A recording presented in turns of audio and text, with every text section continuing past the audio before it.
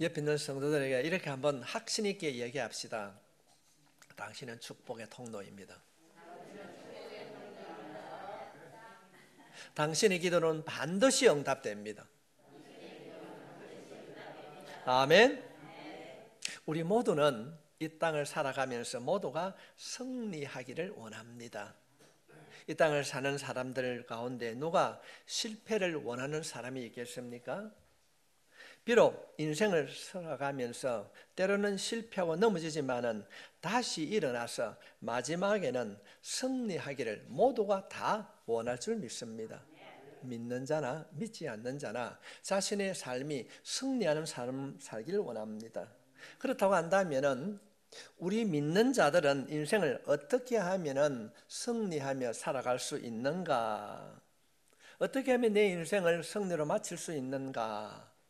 믿는 자들이 인생을 승리하며 살 수 있는 길을 오늘 본문에 하나님께서는 기록하고 있습니다. 어떻게 하면 우리가 승리하는 인생을 살아갈 수 있는가? 여호수아서 10장과 11장은 인생을 어떻게 하면 승리할 수 있는가? 그 주제가 승리입니다. 그래서 11장의 마지막은 이렇게 끝을 맺습니다. 23절에 있는 말씀입니다. 이와 같이 여호수아가 여호와께서 모세에게 말씀하신 대로 그 온 땅을 점령하여 이스라엘 지파의 구분에 따라 기업으로 주매 그 땅에 전쟁이 그쳤더라. 비록 짧은 구절이지만은 놀라운 선언입니다. 성도님, 우리가 성경을 살펴보게 되면은 이스라엘 백성들이 하나님께서 약속한 이 가나안 땅을 얻기 위해서 얼마나 많은 일을 겪었습니까? 그들은 하나님의 약속한 그 땅을 얻기 위하여서 애굽의 종살이에서 떠났습니다. 그 이후 그들은 40년 동안 방황했고 출애굽한 모든 사람들, 여호수아와 갈렙을 제외한 출애굽한 1세대는 한 명도 남지 않고 광야에서 다 죽었습니다. 우리는 성경을 살펴보게 되면 그 광야 40년 동안 얼마나 많이 일어났는지 모릅니다. 얼마나 많은 일이 일어났는지 모릅니다.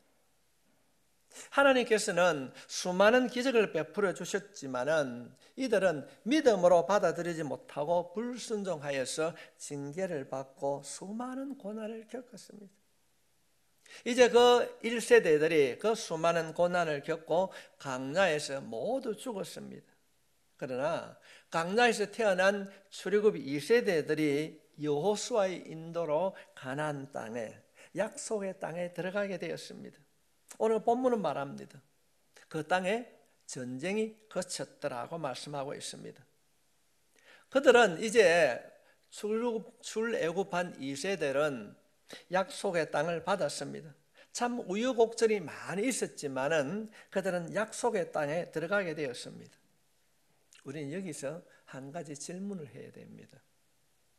그들은 어떻게 해서 그 수많은 고난이 있었지만은 약속의 땅 가나안 땅에 들어갈 수 있었는가?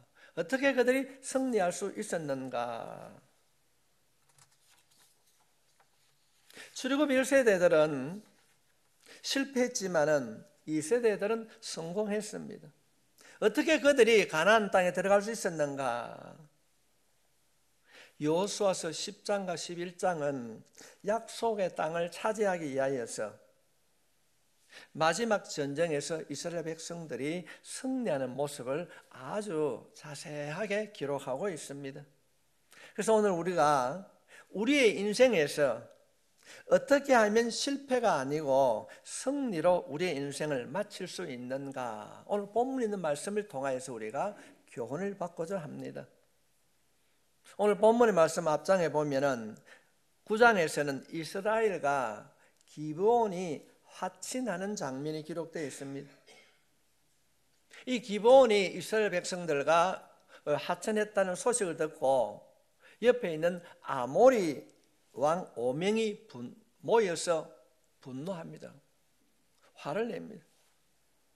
그래서 이 아모리 왕 5이 도시 부족 국가가 이스라엘을 치려고 그러면 좀 부족하고 하니까 만만한 기본을 치려고 그렇게 합니다. 그럴 때에 이 기본 왕이 이스라엘 왕에게 요청합니다. 내가 당신하고 화친을 맺고 나니까 이 아모리 왕들이 나를 죽이려고 한다. 나를 좀 도와달라. 그런 얘기를 하게 됩니다. 그럴 때에 여호수아가 이 기브온의 도움을 받고 도움 요청을 듣고 지금 길갈에서 기브온까지 약 30km 차로 달리면 얼마 아니겠지만 그때 당시에 그 험난한 길을 오늘 말씀해 보면은 밤에 그 길을 달려서 이제 기브온을 도와줍니다. 아모리 왕을 물리칩니다. 이스라엘 군대는 아모리 족속을 높은 저 산지대 벳호른이라는 곳에 추격하게 됩니다. 그래서 산 위에까지 쫓아가지고 이제 아모리 족속들이 이스라엘 백성을 쫓아오니까 내리막길로 도망을 가게 되는데 그때에 하나님께서 우박을 내려서 그들을 죽였다. 그렇게 말씀하고 있습니다. 11절 말씀을 보겠습니다. 그들이 이스라엘 앞에서 도망하여 벳호론의 비탈에서 내려갈 때에 여호와께서 하늘에서 큰 우박덩이를 아세가에 이르기까지 내리시매 그들이 죽었으니 이스라엘 자손의 칼에 죽은 자보다 우박에 죽은 자가 더 많았더라. 우리는 우박하면 얼마만큼 생각합니까? 보통 콩알만 하는 걸 그렇게 생각하는데 제가 그전에 중국에 선교 갔을 때에 우박이 떨어지는데 정말로 우박이 크더라고요. 조그만 계란만한 우박이 막 떨어지더라고요. 지금 이 기본 민족이, 기본 족속이 힘들다고 이스라엘 백성들에게 도움을 요청했을 때에 이스라엘 백성들이 이 기본을 도와주러 갔습니다. 도와주러 갔는데 이 아모리 왕들이 기본을 치려고 왔다가 도망을 가는데 군사들로부터 죽은 사람 숫자보다 우박으로 죽은 숫자가 더 많았더라. 그런 말씀하고 있습니다. 우리는 이 사실을 읽으면서 한 가지 중요한 질문을 던져야 됩니다. 어떻게 이 기본 민족이 어떤 사람이기에 어떤 민족이기에 여호수아가 이렇게 밤중에 위협을 무릅쓰고 그들을 도왔는가? 밤에 먼 길을 간다는 것은 쉬운 일이 아닙니다. 오늘 말씀 보면 비탈길이라고 한다는 말은 평지가 아님을 알 수가 있습니다. 우리가 성경을 살펴보게 되면 이 기본 민족은 이스라엘과 하친을 합니다. 그런데 어떻게 이 기본 민족이 이스라엘 민족들과 하친을 하게 되는가? 우리가 성경을 살펴보게 되면 멀리서 온 것처럼 이들이 어떤 걸 합니까? 떡에 곰팡이가 핀 것을 가지고 오게 됩니다. 멀리서 온 것처럼 꾸미고 옷도 떨어진 옷을 입고 멀리서 온 것처럼 그렇게 보입니다. 그래서 기본이 당신하고 하친을 맺겠습니다 하고 그랬을 때에 여호수아가 하나님께 묻지 않고 하친을 하게 됩니다. 만약에 이 기본이 가까운 곳에 있는 민족이었더라면 이 여호수아가 하친을 하지 아니했을 것입니다. 이들은 여호수아를 속이기 위하여서 멀리서 온 것 같이 먹는 음식도 곰팡이 피 있는 것 같이 옷도 남루한 것을 입고 그래가지고 속여서 하친을 맺었습니다. 그런데 이 여호수아는 하나님 이 기본하고 하친을 맺어야 됩니까? 안 맺어야 됩니까? 그런데 묻지 않고 하친을 맺습니다. 우리가 성경을 살펴보게 되면 여호수아가 가나안 정복을 하면서 두 가지 큰 실수를 하는데 그 첫 번째 실수가 아이성 전투에서 실패하는 것이고 두 번째가 이 기본 족속과 하나님께 묻지 않고 체결한 언약입니다. 우리가 생각할 때에 지금 이 기본 민족이 아모리 족속들에게 이제 전쟁을 해서 망하려고 합니다. 내가 실수한 것, 내가 하나님께 묻지 않고 나를 속인 이 기본 민족이 이번 전쟁을 통해서 망하면 안 좋겠습니까?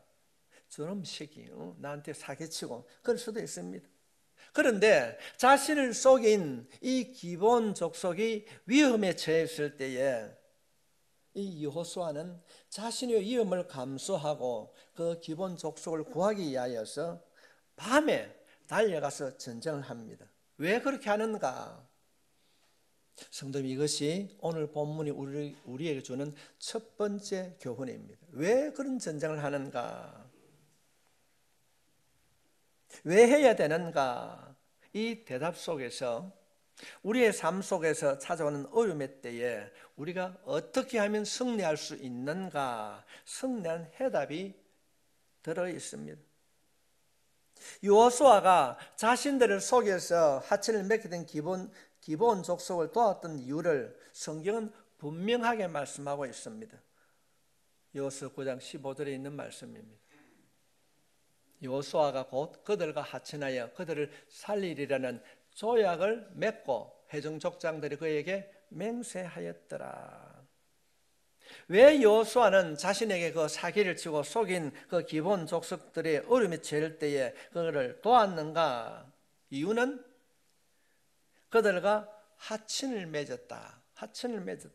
그들을 살려주기로 하나님 앞에 약속했고 맹세했기 때문이라고 본문은 말씀하고 있습니다. 어떻게 보면은 지키지 않아도 될 약속입니다. 억울하지 않습니까? 저놈들이 나를 속이고 너가 나를 속이기 때문에 파괴할 수도 있습니다. 그러나 여호수아는 자신의 입으로 뱉은 약속, 하나님 앞에 맹세한 약속을 지키기 위하여서 목숨을 걸고 싸웠습니다. 이런 행동을 하나님께서는 인정해 주셨습니다. 그래서 하나님께서 하늘에서 우박을 내림으로 그 전쟁을 이기게 도와주셨습니다. 사랑하는 성도 여러분, 오늘 본문에 있는 말씀을 통하여서 하나님께서 우리에게 주시는 메시지는, 교훈은 아주 명확합니다. 우리가 인생에서 승리하는 비결은 우리 믿음의 삶에서, 우리의 삶에서 믿음이 모든 영역을 지배하게 하라. 믿음이 우리의 모든 삶을 지배하게 하라. 성경은 참 믿음을 강조합니다.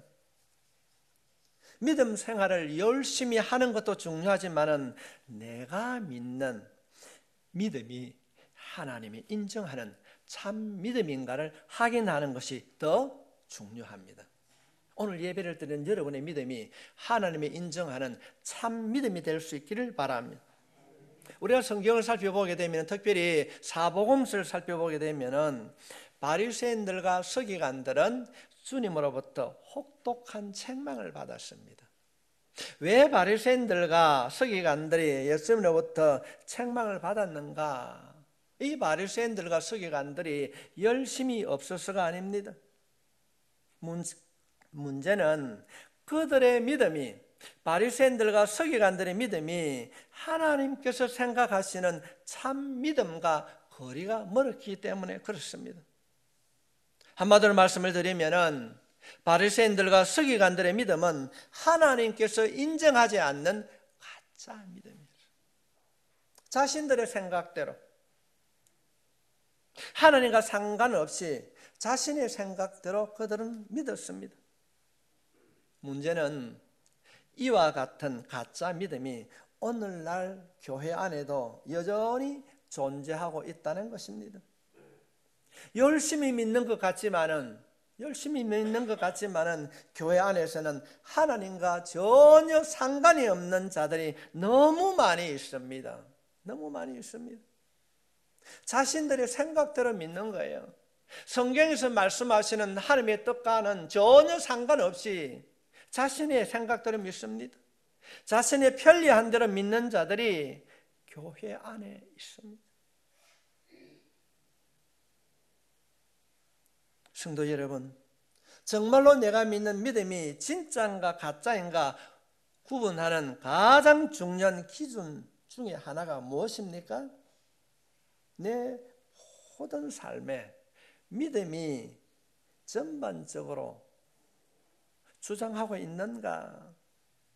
좀 더 쉽게 말씀을 드리면은, 우리가 이전에 우리 한국 교회 안에 보면은 교회 안의 믿음과 교회 밖의 믿음이 다른 분들이 참 많이 있었습니다. 그것 때문에 불신자들로부터 교회가 많은 공격을 받았습니다. 어쩌면 지금도 마찬가지일는지 모릅니다. 왜냐하면 성도들의 삶 속에 교회에서 하는 믿음과 교회에서 하는 말과 행동들이 바깥에서 생활 속에서 하는 말과 행동과 너무나도 다르기 때문에 그렇습니다. 주님께서는 믿음대로 될지니라. 우리 주님 믿음을 보시고 믿음대로 말씀을 하시는데도 성도들이 교회 안에서의 행동과 교회 밖의 행동이 너무 차이가 난다는 것입니다. 믿음 생활은 교회 안에서만 필요하고 세상에 나가서는 믿음이 아닌 자신의 방법, 내가 경험하고 내가 알고 있는 지식으로 살아간다는 것입니다. 바로 이런 차이가 하나님의 영광을 가리우고 하나님의 이름을 땅에 떨어뜨리는 것입니다. 하나님께서 인정하시고 하나님이 바라보는 참 믿음은 어떤 믿음인가? 그 믿음은 말씀대로 살아가는 것입니다. 말씀대로 살아가는 것입니다. 교회 안에서 베푼 말씀대로 세상에 나가서 그대로 사는 것입니다. 간단합니다. 그것이 어렵고 힘들더라도, 그것이 내게 손해가 간다 할지라도 하나님을 의지하고 정직하고 진실하게 살아가게 될 때에 하나님께서는 그 마지막 때 승리하게 해주실 줄 믿습니다. 성도들을 만날 때는 집사님 안녕하십니까? 천사 같아요. 그런데 세상 밖에서 사람을 만나면 어떻습니까? 화가 나면 하루 그냥 벌컥벌컥 내고 그래 합니다. 교회에서 말하는 말과 교회 밖에서 하는 말과 그 언어가 달라요. 교회 안에서는 상냥하고 인내하는 모습이 교회 밖에서도 실천되어져야 되는데 전혀 그렇지도 못한 우리의 현실 여러분 보고 있지 않습니까? 교회 안에서 친절하다면은 가정이나 직장과 사회에서도 친절한 말로 예수 믿는 사람답게 살아갈 수 있기를 부탁합니다. 요소는 어떻습니까? 그놈이 나를 속여 알았습니다. 그러나 하나님께 자신이 맹세했기 때문에 나에게 손해가 있어도 내가 밤에 가다가 전쟁을 하다 내가 죽을 수도 있지만은 억울해도 그 약속을 지켰습니다. 말과 행동이 일치되었습니다. 우리 교회가 이런 교회가 될 수 있기를 바랍니다. 여러분 이것이 하나님이 인정하는 참 믿음입니다. 참 믿음인 것입니다. 자신의 믿음이 자신의 모든 삶을 지배해야 됩니다. 교회 안에서는 집사님이고 바깥에 나가서는 넘이고 이런 삶으로는 은혜 가운데 살아갈 수가 없습니다. 성도 여러분, 손해가 가도 억울해도 약속을 지키며 살 수 있기를 바랍니다. 이것이 자신의 삶에 승리하는 비결이라고 하나님께서는 여호수아를 통해서 우리들에게 가르쳐주고 있습니다. 사랑하는 극동 가족 여러분 모두가 하나님 앞에 정직하고 하나님으로부터 인정받는 성도가 될 수 있기를 주님의 이름으로 축복합니다. 말과 행동이 일관된 삶을 살게 되면 하나님께서는 반드시 여러분의 삶의 승리를 보장해 주실 것입니다.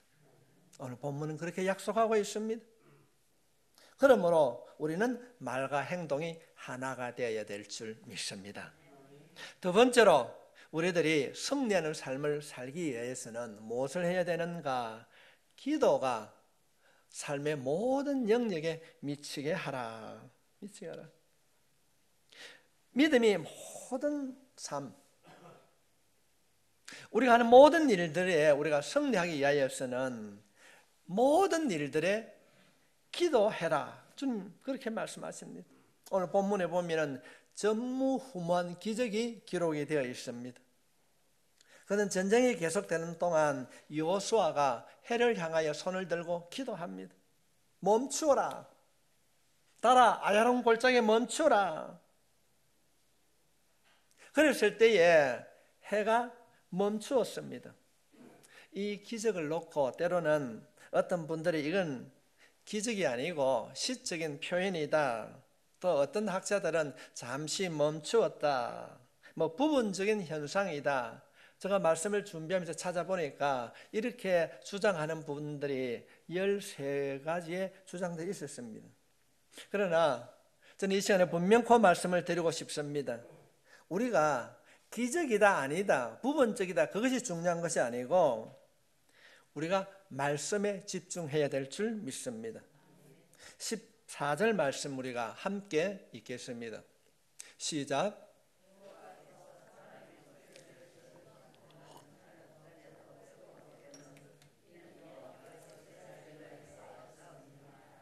아멘. 여호와께서 사람의 목소리를 들으신 것 같이 들으셨다. 무슨 말입니까? 여호수아가 손을 들어 멈추라고 외쳤을 때에 하나님께서 여호수아의 기도에 응답하셨다는 것입니다. 이게 중요한 것입니다. 우리는 수많은 사람들의 주장이나 학설에 우리가 귀를 기울일 필요가 없습니다. 하나님은 간단하게 말씀하십니다. 어떻게 이런 기적 같은 일이 일어날 수 있는가? 어떻게 기적 같은 일이 일어날 수 있습니까? 기도하면 이루어 주실 줄 믿습니다. 제가 요즘 많이 강조하는 것이 붕어빵 기도입니다. 하나님, 여호수아가 손을 들고 기도했을 때에 해가 멈췄던 것처럼 내가 손을 들고 기도할 때에 하나님 응답해 주실 줄 믿습니다. 그대로 하는 거예요. 어떻게 기적 같은 일이 일어날 수 있는가? 그것은 기도 응답의 결과라는 것입니다. 이것이 본문을 통하여서 우리들에게 가르치는 진리입니다. 성경은 수많은 기적을 기록하고 있습니다. 그 중에 많은 기적들이 기도 응답의 결과라고 성경은 가르치고 있습니다. 그래서 야고보 사도는 우리에게 기도에 관하여서 이렇게 가르치고 있습니다. 야고보서 5장 15절부터 18절에 있는 말씀입니다. 좀 긴 내용이지만 같이 읽겠습니다. 시작. 믿음의 기도는 병든 자를 구원하리니 주께서 그를 일으키시리라. 혹시 죄를 범하였을지라도 사하심을 받으리라. 그러므로 너희 죄를 서로 고백하며 병이 낫기를 위하여 서로 기도하라. 의인의 간구는 역사하는 힘이 큼이니라. 엘리야는 우리와 성정이 같은 사람이로되 그가 비가 오지 않기를 간절히 기도한 적 3년 6개월 동안 땅에 비가 오지 아니하고 다시 기도하니 하늘이 비를 주고 땅이 열매를 다시 기도하니 기도했더니 하나님께서 응답해 주셨다는 것입니다. 여러분의 기도는 반드시 하나님께서 응답해 주십니다. 예수님께서 우리가 기도하면 반드시 응답하신다고 말씀하시면서 우리에게 기도를 하라고 가르치고 있습니다. 너무나도 우리가 잘 알고 있습니다. 마태복음 7장 7절에 있는 말씀입니다. 구하라 그리하면 너희에게 주실 것이요 찾아라 그리하면 찾아낼 것이요 문을 두드리라 그리하면 너희에게 열릴 것이니. 여러분 예수님의 그 강조를 들으십니까? 구하라 찾아라 두드리라 똑같은 말씀입니다. 예수님께서는 3번이나 반복하여 말씀하고 있습니다. 왜 반복해서 말씀하고 있는가? 기도는 반드시 응답된다는 사실을 우리에게 가르쳐 주시기 위해서입니다. 예수님께서는 다시 또 말씀으로 확인시켜 주십니다. 8절 말씀입니다. 구하는 이마다 받을 것이요 찾는 이가 찾아낼 것이요 두드리는 이에게는 열릴 것입니다. 이보다 더 확실하게 말씀할 수 있습니까? 예수님은 우리에게 기도를 강조합니다. 얘들아 기도해라. 너의 기도는 반드시 응답된다. 기도해라. 예수님께서는 이 말씀을 하시는데도 안심이 되지 아니하셨는지 또 말씀하십니다. 9절부터 11절에 있는 말씀입니다. 너희 중에 누가 아들이 떡을 달라 하는데 돌을 주며 생선을 달라 하는데 뱀을 줄 사람이 있겠느냐? 너희가 악한 자라도 좋은 것으로 자식에게 줄 알거든 하물며 하늘에 계신 너희 아버지께서 구하는 자에게 좋은 것으로 주시 않겠느냐? 구하는 자에게. 너무나도 명확한 말씀입니다. 성도 여러분, 기도하면 하나님께서 반드시 응답하십니다. 우리가 기도하면은 우리가 연약해서 또는 우리가 무지해서 알지 못하는 것, 몰라서 기도하지 않는 것까지도 가장 좋은 것으로 응답해 주실 줄 믿습니다. 이 말씀을 믿을 수 있길 바랍니다. 하나님 아버지께서는 반드시 응답해 주시고 우리가 기도한 것보다 더 완벽하게 좋은 것으로 우리에게 주신다고 약속하고 있습니다. 그런데 왜 기도하지 않습니까? 왜 어려움 앞에서 기도하기보다는 낙심하고 주저앉아 그렇게 세상을 바라보며 원망하며 낙심하며 살아갑니까? 여러분의 기도 생활을 살펴보십시오. 기도하고 있습니까? 얼마나 기도에 힘쓰고 있습니까? 그렇게 예수님께서 반복하시면서 기도하라고 말씀하시는데, 얘들아, 내가 너희 기도에 반드시 응답할 거야. 구하라, 찾으라, 두드리라. 너희가 생각하지 못한 것까지도 더 좋은 것으로 기도하는 너희에게 내가 줄 거야. 하나님은 응답해 주신 하나님이신 줄 믿습니다. 기도하면은 응답될 줄 믿습니다. 우리의 인생을 어떻게 승리로 마무리 지을 수 있는가? 기도하면 열매 맺게 될 줄 믿습니다. 그러나 우리가 살펴보게 되면은 기도는 쉬운 일이 아닙니다. 그래서 기도는 훈련이 필요합니다. 혼자 하기가 힘이 들면은, 어렵다면은 기도 모임에 참여하십시오. 일전에 우리 기도학교 1기를 마쳤습니다. 혹시 여러분 가운데 기도에 목마름이 있습니까? 그렇다면은 금요일 저녁 기도에 참석하십시오. 여러분의 어떤 손을 얻고자 참여하는 것이 아니라, 하나님, 내가 기도하기를 원합니다. 엎드릴 때마다 하나님 기도의 문을 열어달라고, 기도가 무엇인지 깨닫게 해달라고 구하면은 살아계신 하나님께서 열어주실 줄 믿습니다. 정한 시간에 우리가 주님의 이름으로 간구하면은 보시고 들으시고 알고 계신 하나님께서 응답해 주실 줄 믿습니다. 저는 기도 소리가 가득한 교회를 만들고 싶습니다. 그것이 제 꿈입니다. 어떻게 하면 이 팬데믹을 이길 수 있습니까? 우리의 힘으로는 할 수가 없습니다. 우리는 코로나 바이러스가 왔을 때에 얼마나 우리가 연약한가를 우리가 깨닫고 있지 않습니까? 바이러스가 가르쳐 주셨습니다. 백신을, 치료제가 나오기보다 먼저 우리가 기도하면은 들으시는 하나님께서 고쳐주실 줄 믿습니다. 우리는 할 수가 없음을 우리가 느끼고 있지 않습니까? 왜 하나님은 이런 환경을 만드셨는가?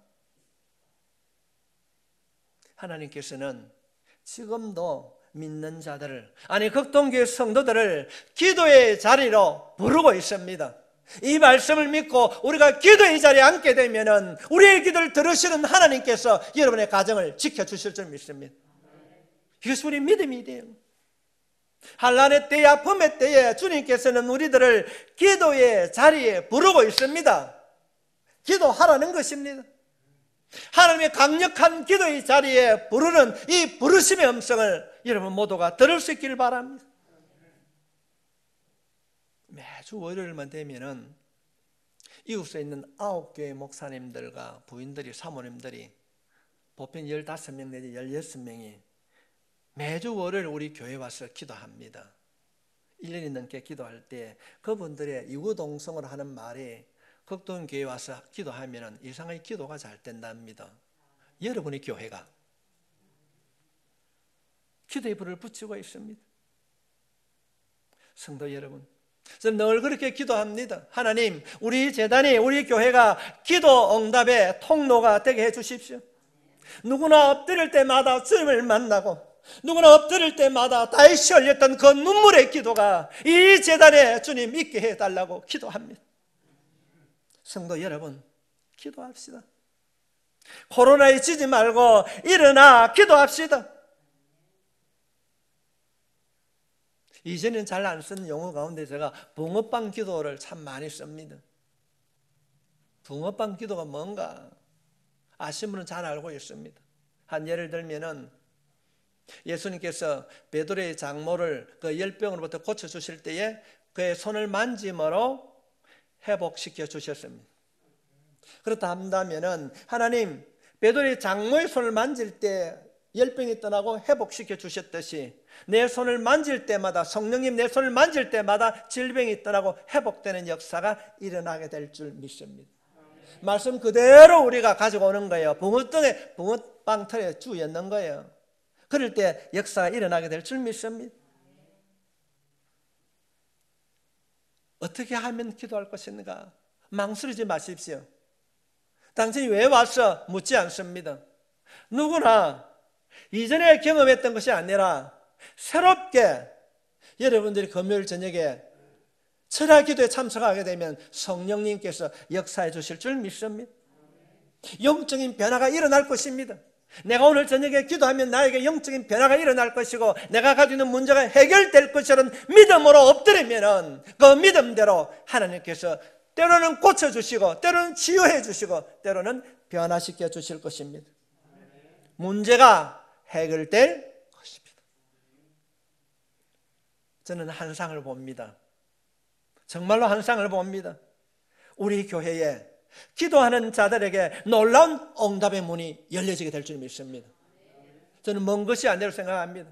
2022년 올해 우리가 후반기에 들어갈 때에 우리 교회 안에 놀라운 기도의 열매가 맺히게 될 줄 믿습니다. 누구하고 남을 바라보는 자가 아니라 오늘 예배를 드리는 여러분들이 기도 응답의 주인공이 될 수 있기를 주님의 이름으로 축복합니다. 제가 목회를 마무리를 지으려고 요즘 계속 준비하는 가운데 하나님께서 이 붕어빵 기도를 제게 허락해 주셨습니다. 말씀대로 기도하면 반드시 응답해 주신다는 것입니다. 하나님은 우리의 인생에 승리하는 방법을 가르쳐 주셨습니다. 믿음이 모든 삶을 지배하게 하라.